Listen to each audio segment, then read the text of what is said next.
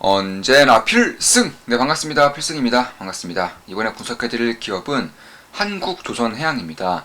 일단 올해 들어서 이제 본격적으로 IMO 규제, 선박에 대한 친환경 규제가 발생되면서 사실 LNG 추진선 그리고 메탄올 추진선이 상당히 좀 가파르게 급진적으로 수면 위로 올라오고 있습니다. 그리고 그 중에서 원래 애초에는 LNG 추진선이 대세를 이룰 것이라 예상이 되었지만 의외로 메탄올 추진선도 꽤나 좀 올라오고 있어요. 실제로 컨테이너, 세계 1위의 컨테이너사인 머스크와 한국조선해양 측에서 이미 12척의 메탄올 추진선에 대한 계약을, 그러니까 발주와 수주를 마무리 지었습니다. 그렇다면 이 메탄올 추진선과 LNG 추진선에 대한 그런 차이를 알아야 되는 것인데, 일단 간단하게 핵심만 말씀드릴게요. 핵심만 말씀드리면 질소산화물입니다. 그러니까 탄소, 이산화탄소뿐만 아니라 질소산화물에 대한 그런 규제가 더욱더 강해져야 된다라는 그런 시민단체라던가 혹은 각종의 그런 기관들에서 의견이 나오고 있고, 질소산화물을 기준으로 봤을 때는 LNG 추진선은 탈락이에요. 탈락. 네. 다만 이제 메탄올 추진선으로 이제 매우 급격하게, 정말 급격하게 시장의 분위기가 바뀌고 있는 것은 사실입니다. 사실 이런 것들로 인해서 지금까지 강력한 기대를 받아왔었던 LNG 추진선 관련된 기업들, 뭐 대표적으로 HSD 엔진이 있겠고요, 뭐 동성화이텍, 한국화보 이런 기업들이 있겠지만 주가가 상당히 좋지 않아요. 특히 한국 조선사들도 조정을 받고 있는 이유 중에 저는 가장 큰 이유로 규제가 한국 기업들에게 유리한 쪽으로 가고 있지 않다라는 그런 불안감이 조금씩 주가에 반영되고 있다고 보고 있어요. 특히 이 LNG 추진선에 대한 규제 여부를 올해까지, 2023년까지 LNG 추진선에 대한 규제 여부를 결정하겠다고 밝히고 있기 때문에 올해 연말, 늦으면 올해 연말, 그리고 올해 7월에서 8월쯤에 이제 기조적으로 이제 알려주겠다고 합니다. 그래서 왜냐하면 그 기간 동안 이제 선사들에서도 그리고 조선사들도 대응을 해야 되기 때문에 기간을 좀 주는 것인데, 그래서 올해 7월 전까지는 이런 불확실성에 휘말릴 수밖에 없다. 개인적으로는 그렇게 보고 있습니다. 다만 컨테이너선 같은 경우는 굉장히 큰, 그러니까 우리가 흔히 알고 있는 가장 큰 배가 보통 컨테이너 선사인 경우가 많아요. 거의 대부분이고, 이런 배들의 특징은 전기선입니다. 전기선. 그러니까 메탄올 추진선처럼 아예 없었다가, 그러니까 연료 추진 시설 같은 것들이, 충선 시설들이 아예 없었다가 생기는 경우에는 이제 비전기선은 거의 불가능에 가깝다고 볼 수 있어요. 우리 지금 봐도 전기차라던가 뭐 수소차 이런 것들은 충전 시설이 없어서 굉장히 불편함을 겪고 있지 않습니까? 똑같아요. 메탄올 같은 경우도 기존의 그런 유황, 그러니까 원유가 아니고서는 상당한 불편함을 겪을 수밖에 없다는 것이고, LNG 같은 경우는 그나마 충전 시설이 꽤나 있어요. 꽤나 있는데 이 메탄올 같은 경우는 거의 전무하다시피 하다가 매우 빠르게, 매우 가파르게 증설을 해야 되는 그런 상황이기 때문에 역시나 비전기선은 거의 불가능에 가까운 얘기다. 따라서 비전기선 위주로는 LNG 추진선에 쓰일 것이고요. 그렇다면 규제가, LNG 추진선에 대한 규제가 발생할 수 있는데 이게 가능하겠는가 한다면 당연히 7월까지는 어느 정도의 그런 소강 상태가 이어질 것이고, 그에 따라서 불확실성이 주가에는 반영되고 있다라고, 저는 이미 반영되고 있다고 보고 있어요. 주가는 언제나 선반영을 하기 때문에 그런 것인데, 그렇다고 해서 답이 없는 건 아닙니다. 이미 우리 대한민국 기업 중에서 한 개 기업이 LNG 추진선에 대한 메탄에 대한 저감 장치를 이미 개발을 완료했습니다. 상용화까지는 올해 상반기쯤에는 상용화가 될 것 같고, 그 전에 저는 이 기업에 대한 투자를 아마 집행을 할 것 같습니다.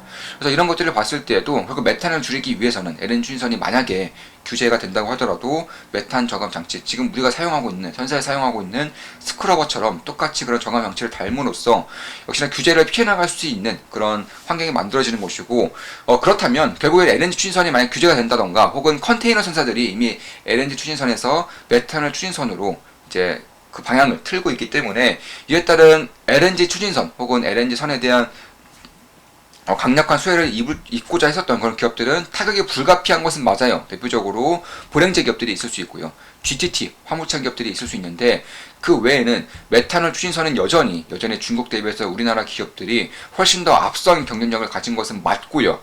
특히 메탄올 추진선 같은 경우도 결국에는 이중연료 추진선 엔진이란 말이에요. 그런데 엔진이 핵심인 것인데, 중국은 이런 이중연료 추진 엔진을 만들 수 있는 기업이 사실상 지금으로서는 전무해요. 지금으로서는 없다고 봐도 무방할 정도여서 사실 HSD 엔진 측으로부터 중국 조선사들의 그런 발주가 꾸준히 이루어진 것도 맞습니다. 따라서 지금 이런 정도의 불확실성은 사실상 몇몇 기업들에게는 기회가 될 가능성이 농후하다, 이렇게 말씀드릴 수가 있겠습니다.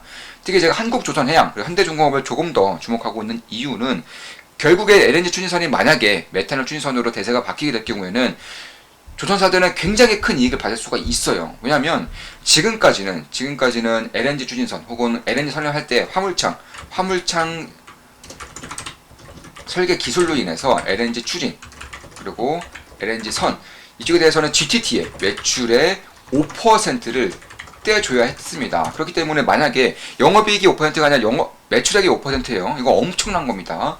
참고로 한국조선해양도 마찬가지고 현대중공업도 마찬가지고 지금 보시면 영업이익률이 처참해요.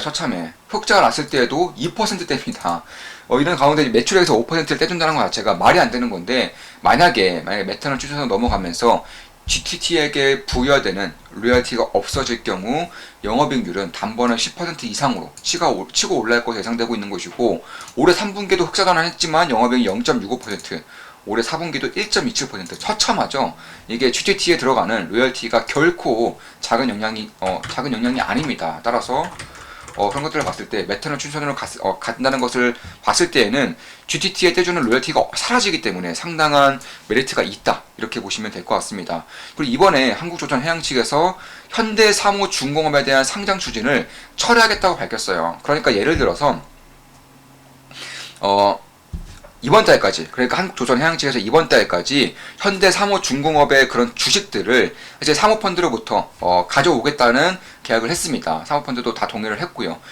그래서 현금은 2,667억 원 그리고 현대중공업 주식으로 1,430억 원을 납입하는 곳인데 자 그럼 여기서 함의하는 것이 무엇이냐 하면은 한국조선해양 측에서 현대중공업의 주가가 빠지면 상당히 불리해진다는 거예요. 왜냐하면 자 주가가 만원일 때와 5천원일 때를 비교한다면 10만원어치의 주식을 준다. 그럼 만원일 때면 10주를 주면 되겠지만 5천원으로 주가가 빠질 경우에는 20주를 줘야 돼요. 그만큼 애초에 예상되었던 주식 수의 2배를 줘야 되는 그런 상황이 발생되는 것이기 때문에 한국조선해양 측에서 혹은 현대중공업 그룹 측에서는 현대중공업의 주가가 오르면 오를수록 훨씬 더 이익을 보는 구조다 이렇게 보시면 될 것 같습니다. 사실 이번에 소액주주도 마찬가지고 그리고 무엇보다 정부의 규제라던가 정책들의 변화로 인해서 사실 물적 분할을 하기가 상당히 어려워졌어요. 이에 따라서 한국조선해양 측에서도 현대사무중공업에 대한 이중성장을 철회하겠다고 밝혔습니다. 연기가 아닌 철회입니다. 철회. 아예 하지 않겠다는 거예요. 사실 사모펀드 측과도 연기가 아니라 아예 해제시키겠다는 것을 협의를 했기 때문에 이런 결과가 나온 것이고 저는 이에 따른 기회가 상당히 커질 수 있을 것이라고 보고 있어요. 왜냐하면 이번에 현대사무중공업에 대한 주식을 인수하면서 95.7%의 주식을 한국조선해양 측에서 갖게 되었습니다.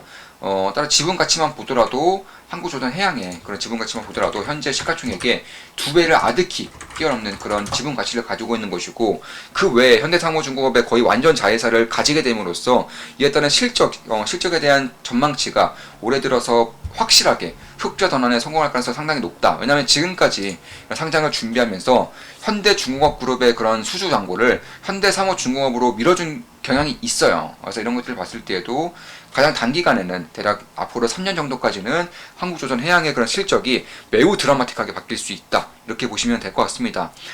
특히 메탄올 같은 경우에도 이미 GTT에 대한 그런 로열티가 발생되지 않는다는 것을 확인이 되었고요. 왜냐하면 메탄올은 사실 이런 액화시킬 필요가 없어요. 사실 LNG를 액화시키는 과정에서 상당히 많은 비용이 들어가고요. 이에 따라서 GTT에도 설계 기술에 대한 로열티를 줘야 되는 것인데 메탄올을 액화시킬 필요가 없습니다. 그렇기 때문에 이에 따른 보냉제라던가 혹은 설계 기술에 대한 로열티가 들어가지 않기 때문에 사실 비용적인 측면에서 정말로 매우 많이 아낄 수 있게 된다는 거예요. 그에 따라서 자연스럽게 대한민국 조선사들의 실적이 예상보다도 훨씬 더 빠르고 가파르게 좋아질 수 있는 것이고 이미 세계 최대 선사인 머스크사와 메탄올 추진선에 대한 그런 수주를 이미 12척 정도 그중에 한국조선해양이 8척을 이미 받았기 때문에 그런 것을 봤을 때 특히 조선사들의 그런 기술 격차가 중국과는 매우 가파르게 차이 난다는 점을 봤을 때에도 여전히 저는 오히려 더 지금의 불확실성을 벗어날 경우에 그러니까 올해 7월 이후쯤에는 상당한 주가에 대한 턴어라운드가 발생할 수 있다. 물론 주가는 항상 선반영되기 때문에 지금부터 7월까지 대략 6개월 남았죠. 6개월 전인 지금부터 조금씩 관심을 가질 때가 아닌가 이렇게 보고 있는 것입니다. 물론 제 모든 영상은 매수매도 추천 리딩 절대 아닌 거 다들 알고 계시죠? 참고하시면 되겠습니다. 참고로 메탄올 추진선에 들어가는 저감 장치를 만드는 기업도 대한민국 혹은 전 세계에 거의 유일하게 있는 기업이 있는데, 그 기업에 대해서도 제가 꾸준히 보고 있고, 변곡점 혹은 지질환이 발생할 경우 비중을 실어서 투자할 생각입니다. 엄청난 기회가 있을 것이라고 개인적으로는 보고 있는 것이고, 사실 추진 연료의 변화가 지금까지는 벙커유에서 스크러버를 다는 형식이었다면은 이제는 LNG 추진선과 메탄올로 양극화되고 있는 것이고, 결국에는 수소, 그러니까 암모니아로 갈 것인데, 아직까지는 암모니아에 대한 기술 발전도가 턱없이 부족해요. 그래서 그 전까지는 메탄올과 LNG 추진선이 거의 대세를 이룰 것이다, 개인적으로는 그렇게 보고 있는 것이고, 실제로 나오고 있는 발주 혹은 수주 상황 보더라도 이중연료 추진 엔진에 대한 발주 혹은 수요가 상당히 빠르게 증가하고 있습니다. LNG 추진선, 메탄올 추진선의 거의 반반인데, 일단은 올해 이런 규제에 대한 그런 여부가 결정되기 전까지에는 다시금 수주 잔고가 빠르게 감소할 수는 있어요. 근데 이게 감소하는 게 구조적인 감소가 아니라 규제 정도를 보고 결정하겠다는 그런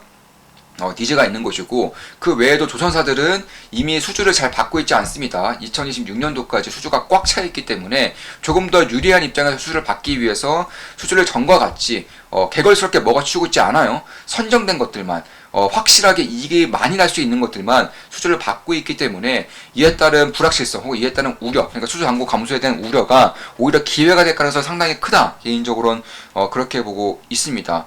특히 이제 암모니아 같은 경우도 여전히 좀 오랜 기간 남았지만, 암모니아 추진선 관련해서도 대한민국 조선사들이 압도적인 경쟁력을 가지고 있다는 것은 변함이 없기 때문에, 조금 더 초장기적으로 보더라도 한국 조선업에 대한 그런 기대감을 조금씩 지금부터는 키울 수 있지 않을까, 개인적으로는 그렇게 보고 있는 것입니다. 현대미포조선 같은 경우도 메탄올 추진선을 이미 수주를 받고 있기 때문에, 그리고 현대중공업 그룹이 메탄올 추진선에서는 가장 앞서 나가고 있다는 것이 확인이 되고 있고요.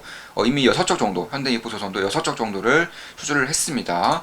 특히 이제 메탄올 같은 경우는 단점 중에 하나가 LNG에 비해서 엔진의 그런 부식성 혹은 독성 때문에 이런 것들이 빠르게 좀 내구성이 갉아먹히는 경향이 있어요. 이에 따라서 엔진에 대한 AS 수요 혹은 엔진 부품에 대한 교환 수요, 교체 수요, 이런 것들이 상당히 많아질 경향이 있기 때문에, 역시나 이와 관련된 기업들에 대해서는 훨씬 더 좀 주의 깊게 볼 필요가 있겠다, 이렇게 보고 있습니다. 이미 카타르발 발주가 시작되었고요. 아직도 발주될 것이 남았습니다. 따라서 수주에 대한 우려감은 결국에는 기회가 될 가능성이 높다라는 것이고, 그 외에도 후판 가격도 이미 많이 낮아지고 있죠. 하방에 대한 압력이 상당히 강해지고 있기 때문에 비용에 따른 그런 진감률도 상당히 감소할 수 있다는 점도 꽤나 메리트가 될 수 있다. 따라서 턴어라운드가 시장 예상보다는 훨씬 더 빠르고 그리고 강하게 나타날 수 있다. 실적이 훨씬 더 잘 나올 수 있다는 것을 염두에 둘 필요가 있는 거예요. 특히 한국조선해양 같은 경우는 95.7%의 현대상호중공업의 지분을 가져오게 되는 것이기 때문에, 현대상호중공업이 가지고 있는 내는 그 실적에 대해서는 고스란히 반영될 수 있다는 점, 무엇보다도 현대상호중공업의 그런 이중상장에 대한 리스크가 사라졌다는 점은 충분한 메리트를 보일 수 있다, 이렇게 보고 있습니다. 따라서 올해 이제 규제를 앞두고 불확실성이 최고조로 달하고 있는 지금, 오히려 지금 같은 경우가 조금씩 관심을 가질 때가 되지 않았나. 물론 제 모든 영상은 매수매도 추천 리딩 절대 아닌 거 다들 알고 계시죠? 참고하시면 되겠습니다.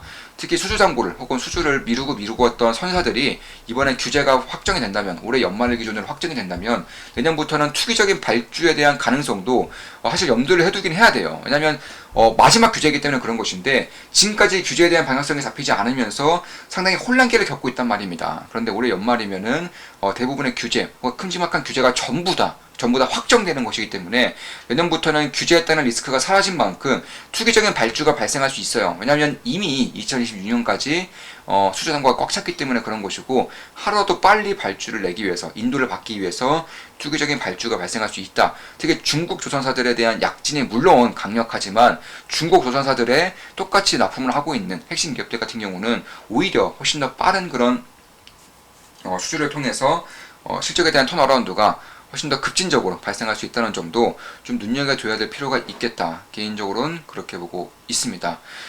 자, 이것으로 방송 마치겠습니다. 그 전까지 조선사들에 대한 분석을 꾸준히 해드렸기 때문에, 이번에는 규제와 관련된 분석을 위주로 해드렸고, 저 역시나 지켜보고 있어요. 만약에 조선사들, 핵심 조선사들이라던가 핵심 조선 기자재들 관련된 기업들이 변곡점이나 혹은 매수 포인트를 보여줄 경우 지체 없이 매수할 생각입니다. 자, 방송 마치겠습니다. 필승 구독, 좋아요, 알림 설정은 돈이 됩니다. 필승!